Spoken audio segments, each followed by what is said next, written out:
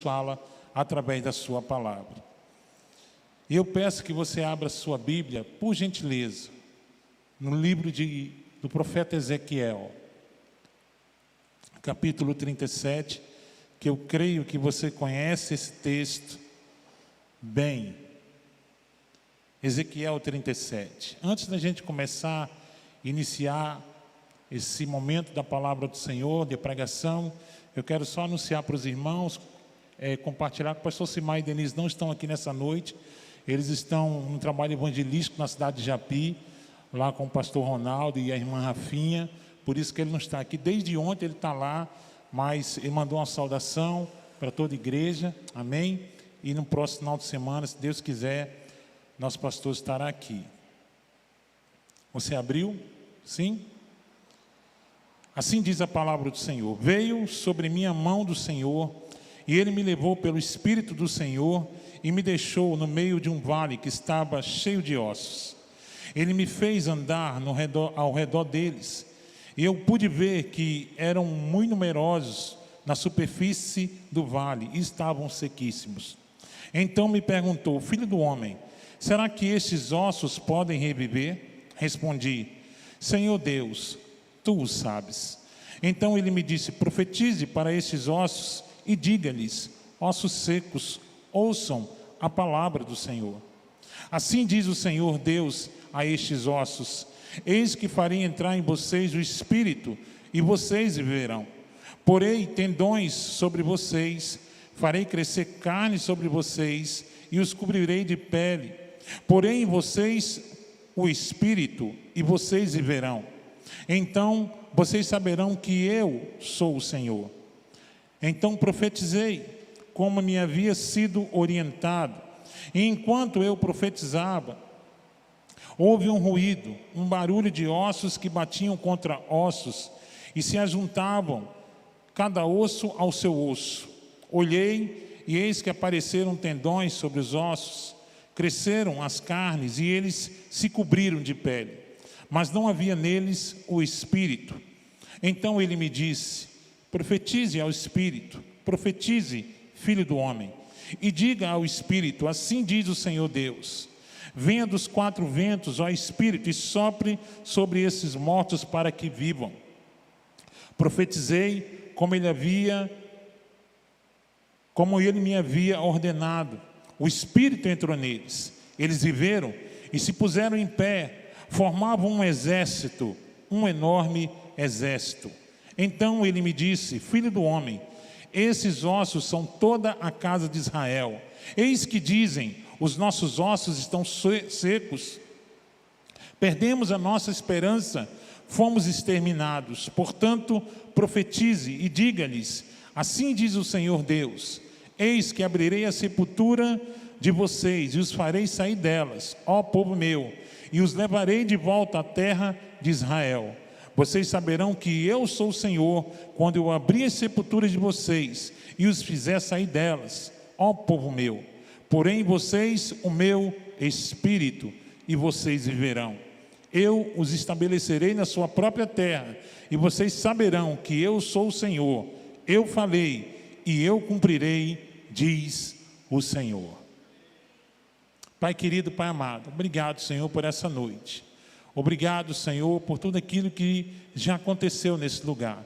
Obrigado por cada irmão e irmã que adentrou por essas portas, e aqueles e aquelas que nos assistem pelo canal, e aqueles que vão assistir, ó Deus, a posteriori, Senhor, o culto que está sendo feito aqui nessa noite. Por isso, Deus, nessa noite nós pedimos também por esse momento, um momento em que a Tua palavra será pregada, Senhor. Ó Deus, que o Teu Santo Espírito, ó Deus, que age tão poderosamente, ó Deus, nessa noite, Pai, venha nos auxiliar, venha nos ajudar e nos capacitar, Senhor, na ministração da Tua palavra e no entendimento da Tua palavra, Senhor. Nós assim oramos, já agradecidos, em nome do Teu Filho amado, Jesus. Amém, amém e amém. Meus irmãos, domingo passado, eu estava aqui no culto, o pastor Simar estava pregando, e me veio um tema. Eu estava sentado ali e me veio um tema. Deus colocou um tema no meu coração, e o tema é: da morte para a vida pelo poder de Deus. Da morte para a vida pelo poder de Deus. E eu fiquei orando ali ao Senhor e disse: Senhor, e o texto? Qual texto eu devo usar para pregar esse tema, essa mensagem? E o texto que Deus me orientou, ou pelo menos eu senti a orientação do Senhor, foi Ezequiel 37.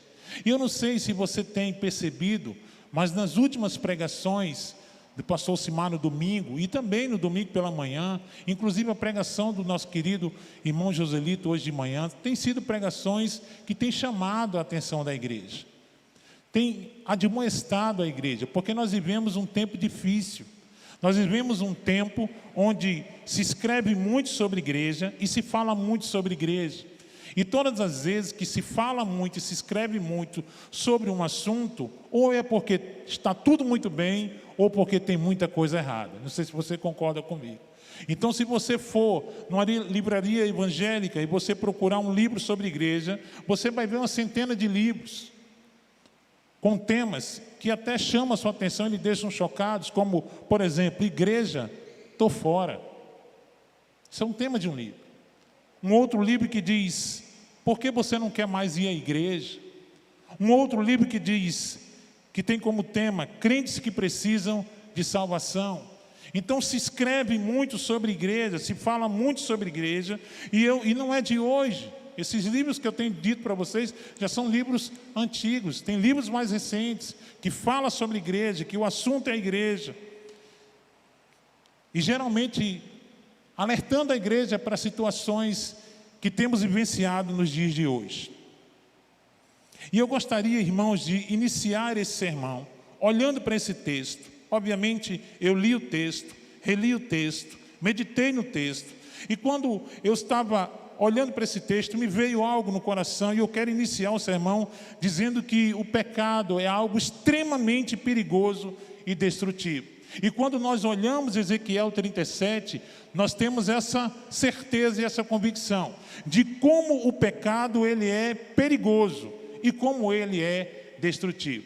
Se você já leu o Antigo Testamento, com certeza você vai entender ao que eu estou me referindo, principalmente quando nós falamos da nação de Israel, uma nação que, apesar de ser o povo eleito do Senhor, como nós vemos na palavra do Senhor, ser testemunha do poder de Deus, da grandeza de Deus, era um povo que ora estava adorando a Deus, mas era um povo que facilmente se deixava seduzir por outras culturas, por outros deuses, e acabava caindo no pecado da idolatria, da desobediência, e cultuando deuses criados, ao invés de cultuar o Deus Criador, o Deus que tudo pode, o Deus que tudo sabe, o Deus que tudo vê.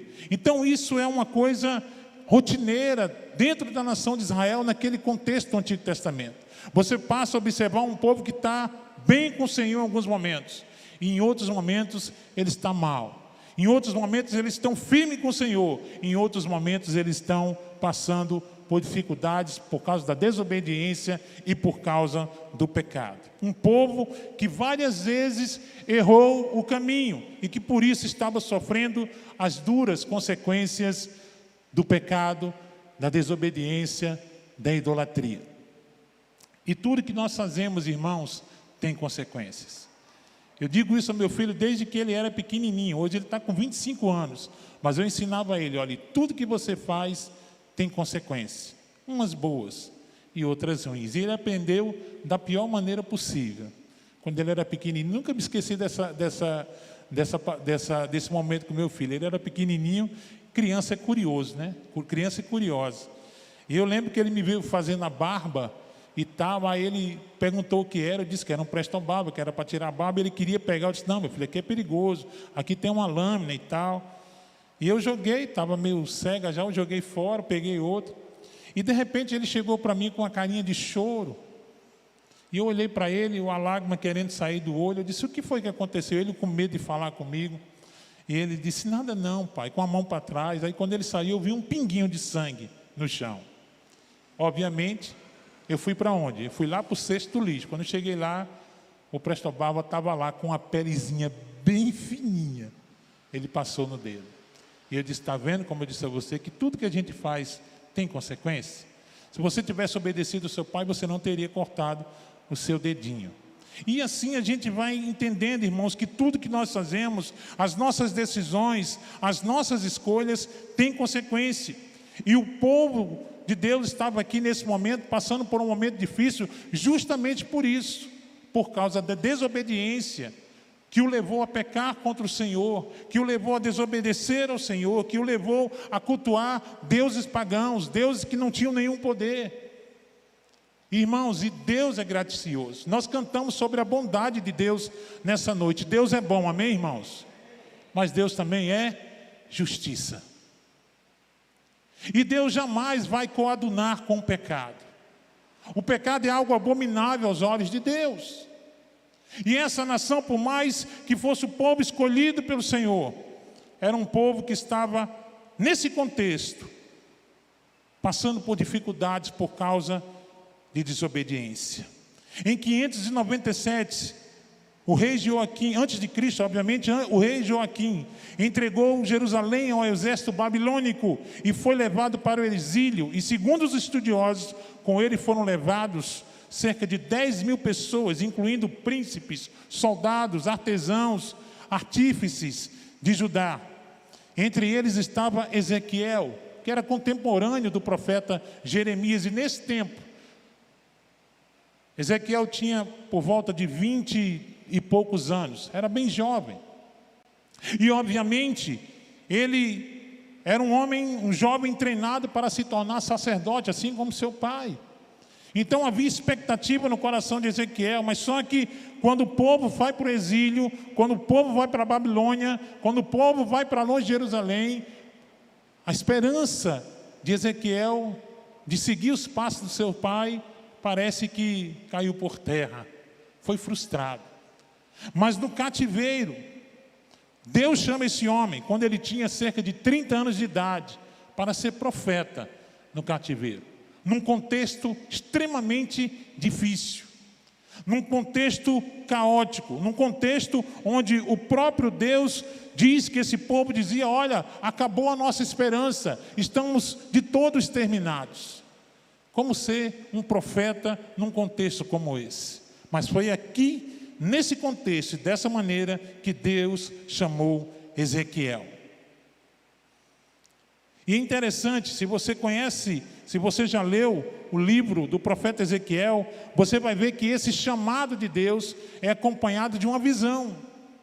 E ele pôde vislumbrar de forma tremenda e maravilhosa a majestade de Deus, a grandeza de Deus. Ele pôde perceber isso, ele pôde contemplar isso, o Deus que está além e acima desse mundo e da nossa compreensão. Porque aquilo que nós achamos, que compreendemos e achamos de Deus, é muito pouco diante daquilo que Deus é. Amém, queridos?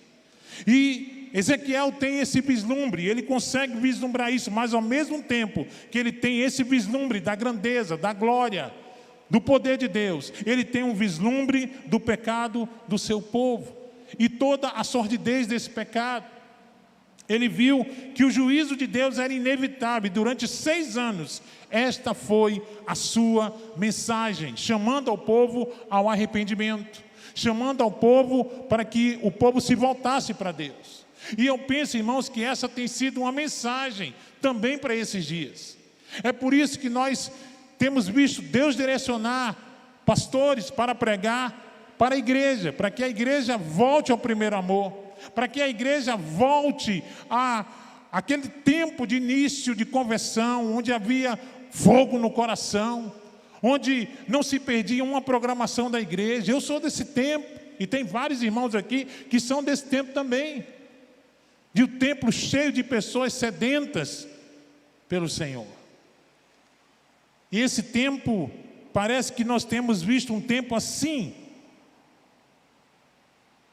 um tempo onde a frieza espiritual e o declínio espiritual estão crescendo assustadoramente.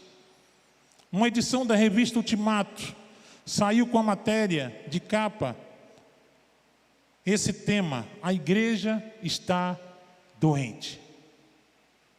E eu tenho plena convicção, meu irmão, que quando você sai da sua casa para vir um culto como esse, você não vem querendo ouvir uma mensagem como essa. Eu penso que nós saímos da nossa casa para ouvir uma mensagem que Deus vai fazer. Amém, queridos? Que Deus vai levantar, que Deus vai abrir. Amém, isso é bênção. Mas a demonstração de Deus é bênção para a vida da igreja também. A chamada de atenção do Senhor é bênção da igreja também. É bênção para a igreja.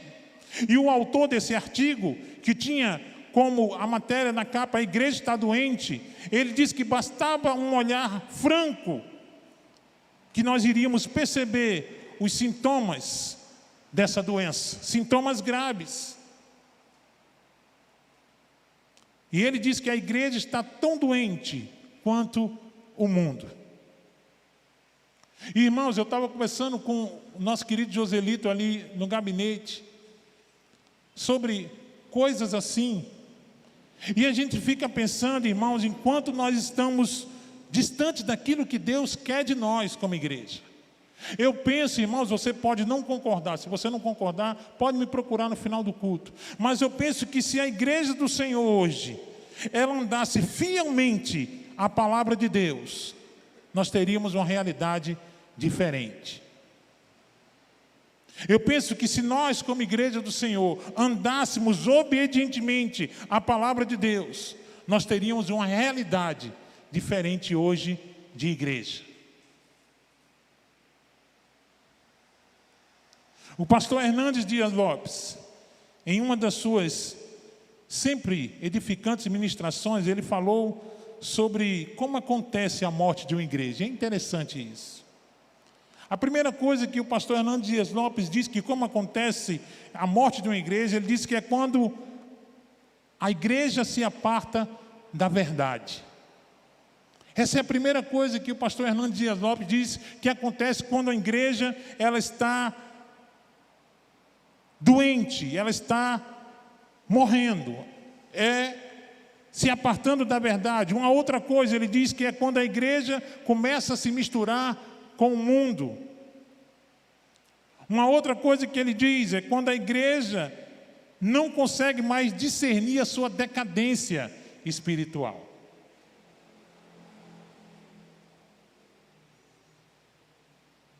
A morte de uma igreja acontece quando ela não associa mais a doutrina com a vida. Quando lhe falta perseverança no caminho da santidade. E lamentavelmente, irmãos, esses são sintomas que nós temos visto hoje. Eu não sei se você sabe, mas igrejas em volta do mundo estão fechando suas portas. Lugares onde outrora haviam igrejas abençoadas, hoje são bares, teatros e tantas outras coisas. Israel passava por um momento de crise, um momento de frieza, de declínio espiritual, um momento de abandono da verdade, um momento de sequidão, um momento de apostasia. E foi mais ou menos isso que o pastor Simar pregou domingo passado. Chamando a atenção, a nossa atenção como igreja, porque a igreja sou eu e você, a igreja somos nós.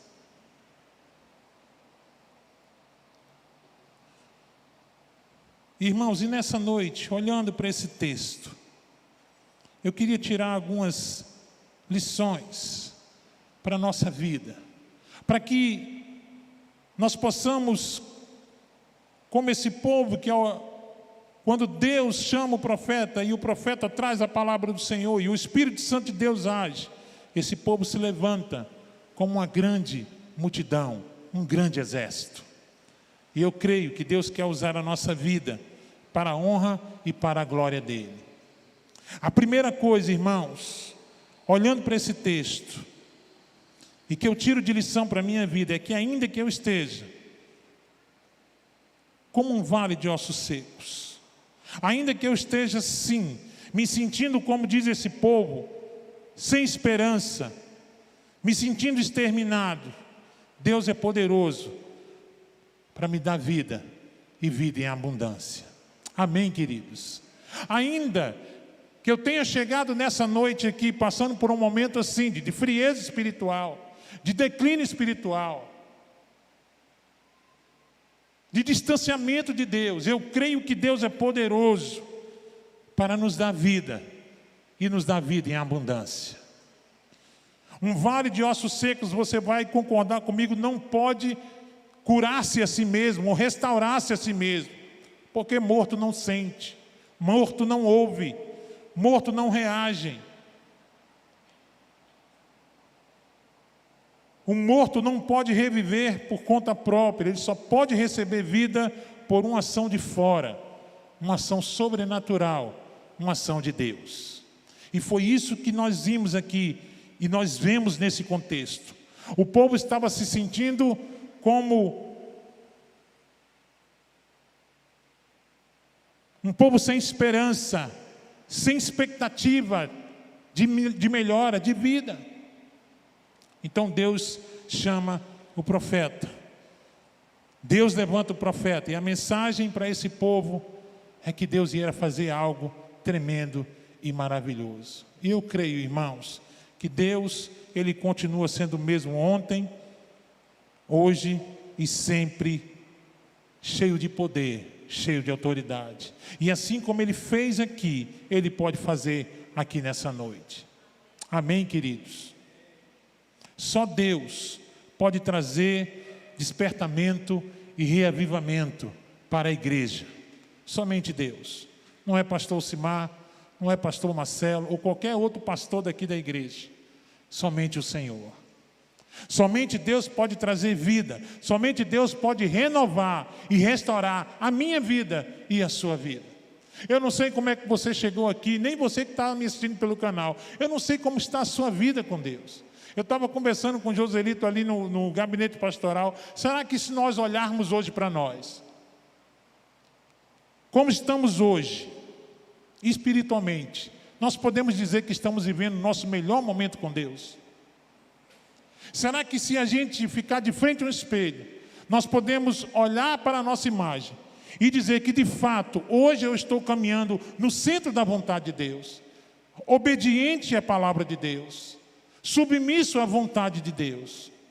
Porque se isso não estiver acontecendo, irmãos, tem alguma coisa errada. E isso não é com Deus, é com a gente. Porque Deus em todo tempo, Ele nos ensina o caminho que nós devemos seguir. Em todo tempo o Senhor nos admoesta, em todo tempo o Senhor nos exorta, em todo tempo o Senhor fala conosco através da sua palavra. Mas muitas vezes os nossos ouvidos, o nosso coração está longe disso. E na verdade só Deus, Ele pode fazer algo assim na igreja. Pode trazer um despertamento espiritual. E eu quero dizer uma coisa para vocês, irmãos. Um avivamento e um despertamento espiritual não acontece numa pregação, num culto à noite. Deus pode dar até mas isso é busca. Esse povo estava vivendo esse momento porque deixou de cultuar a Deus e passou a idolatrar, passou a seguir ídolos, prestar cultos a ídolos, e por isso eles foram estagnando, morrendo, esmorecendo. Aquele povo precisava de uma ação sobrenatural de Deus, precisava de uma ação poderosa do Senhor. Irmãos, e eu creio que nos dias de hoje a igreja está precisando de um agir poderoso do Senhor. Amém, queridos? Eu creio que nós estamos passando por um momento de grande dificuldade, onde muito crente não quer mais ir à igreja, e vir à igreja é um negócio complicado. Onde muita gente prefere ficar em casa, e assim vai esmorecendo. Nada acontece de um dia para o outro, é um processo. Declínio espiritual, frieza espiritual, é um processo. No versículo 11, o Senhor fala sobre o significado dessa visão dada ao profeta. Ele diz: ó filho do homem, eis que estes ossos representam toda a casa de Israel, porquanto eles costumam murmurar, nossos ossos secaram e a nossa esperança mirrou, estamos aniquilados, estamos de todo exterminados. Oh, meus irmãos, Eu entreguei minha vida a Jesus no ano de 2003. E eu lembro que tudo que tinha aqui nessa igreja eu estava envolvido. Tudo. Mutirão, evangelismo, culto no lar, todos os cultos, viagem missionária. Tudo eu estava envolvido. Havia um desejo do meu coração muito forte de estar na presença de Deus, servindo a Deus e estar no centro da vontade de Deus. Lá se vão quase 20 anos. Hoje talvez eu não faça tudo como eu fazia, porque eu tenho limitações de saúde. Mas eu quero dizer a vocês que, em detrimento das lutas e das batalhas que eu tenho enfrentado em particular, eu tenho um coração que quer servir ao Senhor. Mesmo diante das minhas limitações, o meu coração ainda deseja servir ao Senhor. Ainda tem sede e fome na presença de Deus. Portanto, se você chegou aqui nessa noite, meu irmão, talvez sentindo-se assim, talvez em um declínio espiritual, uma frieza espiritual, creia que o Deus da vida está aqui nessa noite. Amém, queridos? E não somente Ele está aqui, Ele é poderoso para agir na minha vida e na tua vida. E deixar, irmãos, que nós fazer com que nós deixemos de viver de saudosismo. Viver de saudosismo é uma coisa complicada. Eu creio que os melhores momentos da NASA Sul podem vir a acontecer amanhã. Amém, queridos?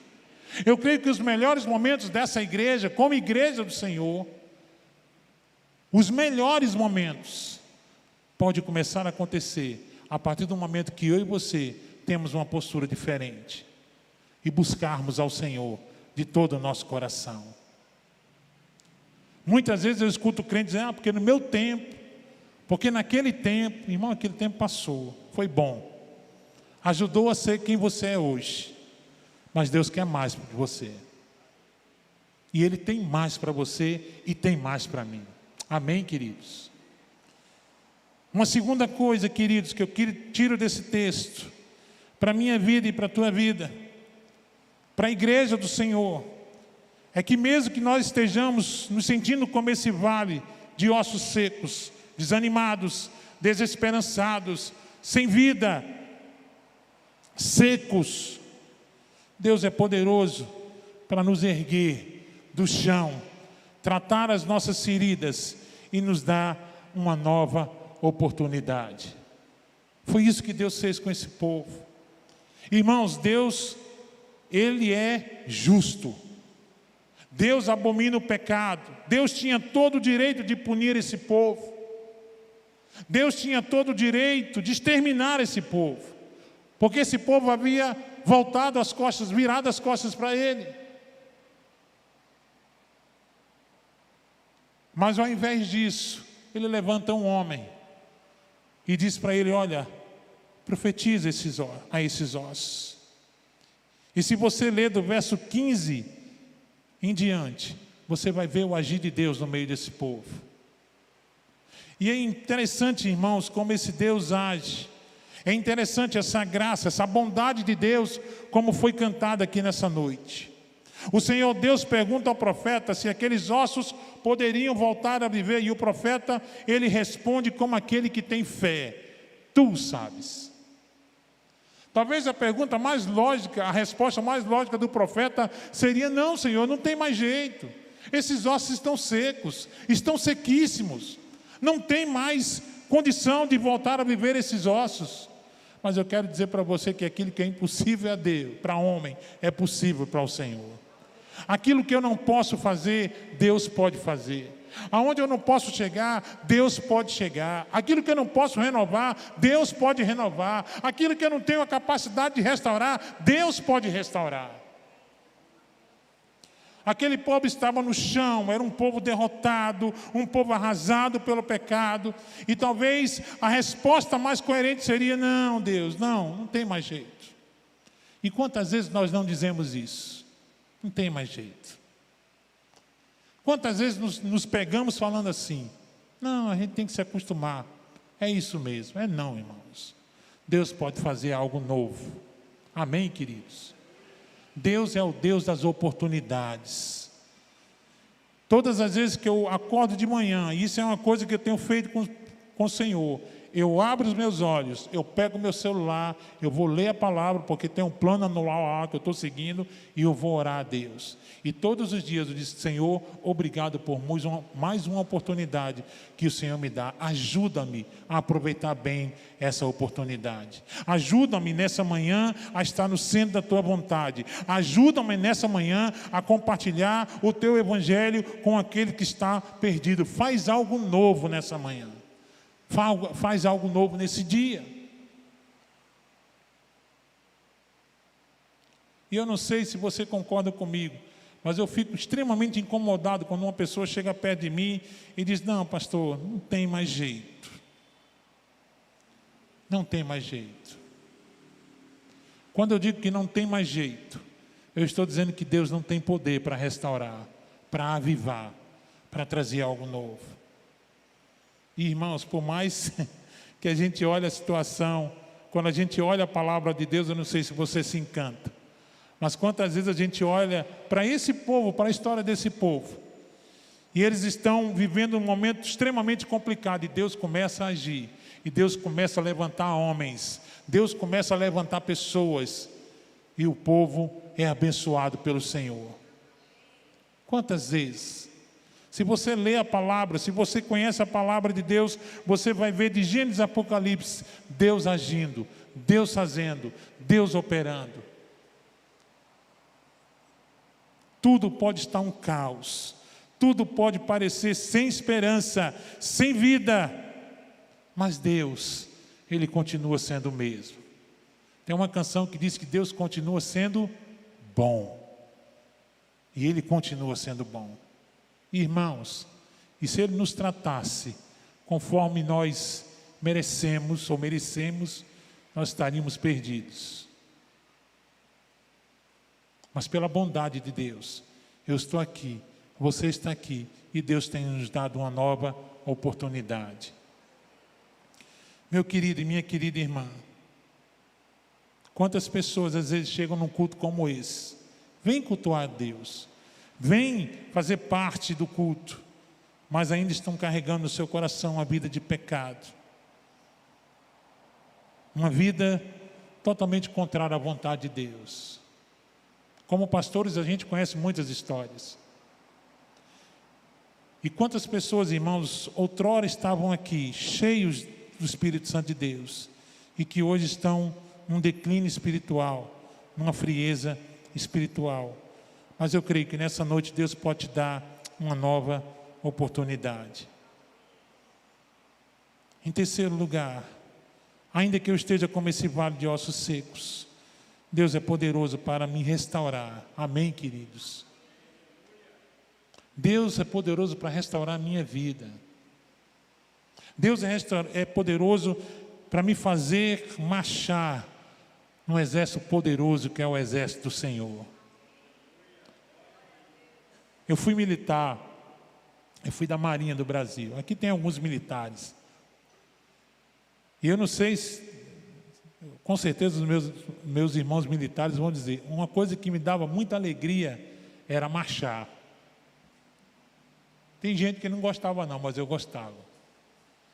Você numa cadência só, plá, plá, plá, plá, plá, plá, plá. Eu amava aquilo, eu senti que eu estava fazendo parte de uma coisa grande, de uma coisa poderosa. Marinha do Brasil, ó. E eu lá, 18 anos de idade, uns 80 quilos mais magro. E eu ficava fascinado com aquilo, fascinado. E eu lutei muito para ficar nas Forças Armadas, mas essa não era a vontade de Deus para a minha vida. Mas hoje eu faço parte de um exército. Amém, queridos? Você faz parte de um exército. E quem é militar aqui, ou quem está na reserva, sabe muito bem que numa tropa não pode haver o quê? Ponto fraco. Todo mundo tem que estar bem. Todo mundo tem que estar preparado. Todo mundo tem que estar, como a gente diz, nos cascos. E eu creio que Deus quer isso de mim e de você também. espiritualmente falando. Deus nos quer bem. Amém, queridos? Deus nos quer bem. O Senhor diz ao profeta: profetiza ao Espírito. Profetiza ao Espírito. Irmãos, é muito importante entendermos que nós precisamos do Espírito Santo de Deus. É muito importante nós entendermos que a igreja não pode caminhar sem a direção e sem o poder do Espírito Santo de Deus. Não adianta, meus irmãos, nós mudarmos técnicas, métodos, recursos humanos, ou termos os templos mais aconchegantes. Não adianta, se o Espírito Santo de Deus não estiver atuando na sua igreja. Charles Spurgeon, ele diz que é mais fácil acreditar que um leão se torne um vegetariano do que acreditar que uma vida sequer possa ser salva sem o poder do Espírito Santo de Deus. Você já imaginou um leão vegetariano comendo alface, cenoura? Charles Spurgeon acha que é muito mais, ou achava, né? Era muito mais fácil você ver um leão comendo isso do que uma vida ser salva sem a ação do Espírito Santo de Deus. Porque é Ele que convence do pecado, da justiça e de juízo. Amém, queridos? Não tem como, irmãos. Se nós quisermos viver um tempo novo como igreja na Asa Sul, e como igreja, na nossa individualidade e família, nós precisamos buscar a presença do Senhor. Nós precisamos clamar ao Senhor que Ele nos encha com o seu Santo Espírito. Eu lembro de uma vez aqui na igreja, irmãos, agora não se usa mais isso. Há muito tempo atrás, no tempo do início dos DVDs. Quem lembra desse? Vocês lembram dos DVDs? Sim? Os mais novos também. Ainda existe DVD? Acho que não, né? Mas vocês lembram dos DVDs pirata? Tinha muito crente que comprava DVD pirata. E eu era um deles. Doido para assistir os filmes novos. Quando olhava o preço do DVD, R$49. Quando ia lá para o negócio lá, estava 10 por 5. Ou era 5 por 10, alguma coisa assim. Eu ia lá e comprava aqueles negócios. E eu comecei a comprar. Eu tinha muito em casa. E todas as vezes que a gente ia para uma palestra, me dizia: olha, comprar DVD é pecado, porque você está investindo em coisa errada e tal e tal. Mas eu não estou investindo em nenhum marginal, nem nada. É um cara lá que está querendo ganhar a vida dele, eu estou querendo comprar. Irmãos, é o Espírito Santo de Deus que nos convence. Amém? E uma vez eu estava lá na cidade, já com 5 DVD para botar no bolso. E o Espírito Santo disse para mim: você está errado. Isso não é para você. Você não precisa disso. E eu lembro que o dinheiro já estava na mão do cara. Eu digo: me dá o dinheiro para cá. Eu disse: que foi? Não gostou não? Eu digo: não, me dá. Cheguei em casa, minha esposa lembra. Peguei tudo que era DVD, arranhei tudo, rasguei, torei, joguei tudo fora.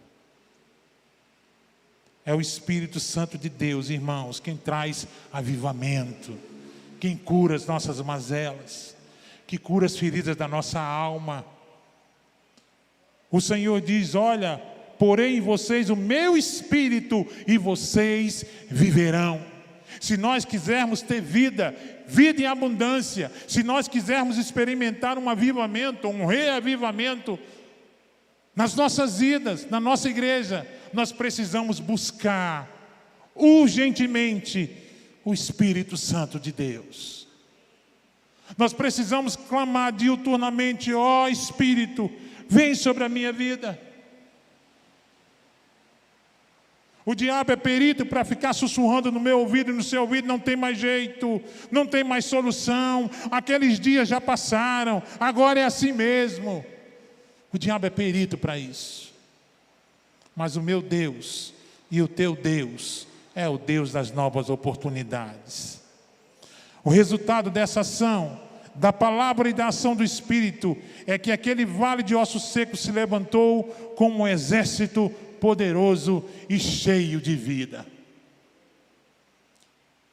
Oh, meus irmãos, a maior necessidade da igreja evangélica em nossos dias. E eu vou dizer a você que eu não sou contra um templo aconchegante, não sou contra. É como o nosso querido irmão Cleidivaldo falou, é uma necessidade. Às vezes a gente está pregando aqui, sai aqui, parece pano de cuscuz. Mas eu quero dizer a vocês, irmãos, eu não sou contra isso. Mas a maior necessidade da NASA Sul, a maior necessidade da igreja do Senhor, é de um avivamento espiritual. Amém, queridos? De eu poder sair no domingo de manhã, como a gente teve aqui um fórum abençoado, uma palavra abençoada, com o coração cheio de alegria, e dizer: mais tarde tem mais, porque o Espírito Santo de Deus está naquele lugar. O Espírito Santo de Deus habita em mim, e eu não quero ficar em casa perdendo tempo, eu quero estar na presença do meu Deus. Precisamos nos voltar para a palavra de Deus, meus irmãos. Não existe avivamento, não existe reavivamento, não existe despertamento espiritual se não houver pregação da palavra. Não existe nada disso se não houver busca pelo Senhor. Não existe, irmãos, não existe campanha. Campanha é um final de semana. A busca diária na minha vida e na tua vida é que vai fazer com que esse Espírito Santo venha sobre a minha vida, venha sobre a sua vida. Quantas pessoas, irmãos, não tinham dons aqui de talentos e hoje estão ociosas sentadas? Se Deus lhe deu um dom, se Deus lhes deu uma capacitação, é para ser usado para a glória dEle e para a edificação da igreja.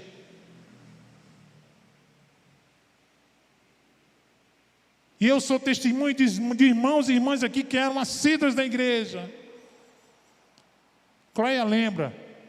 Em cultos aqui tinha crente que só faltava voar. Tu lembra, Cleia? Vasconcelos lembra também. E que hoje estão frios. É só uma pedra. Parece que o que acontece aqui não surte nenhum efeito. Irmãos, precisamos clamar para que o Espírito Santo de Deus venha sobre a sua igreja.